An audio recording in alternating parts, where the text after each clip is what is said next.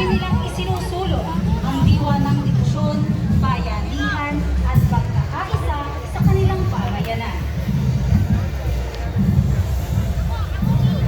Muli, atin pong napapagmasdan ang maningning at makulay na kwarosa mula sa Barangay San Jose, ang kapisanan ng Buklod ng Kababataan.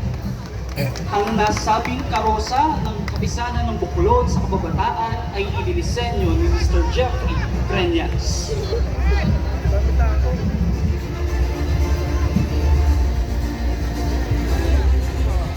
Sa pagkakataong ito, ating masasaksihan ang banal na pagbabasbas sa kanilang karosa sa pangunguna pa rin ng ating minamahal na unang paroko, Reverend Father Ibrahim A. Cabrera.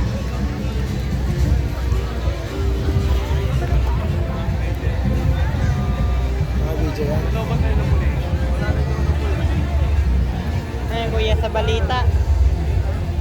Ang nasa balita. Ano? Anong channel? Sa Facebook lang. Ah, Facebook. National Cultural Arts. Muli po, makikisuyo po sa nakasarap po ng ating entablado na makikigilid na po ng konti.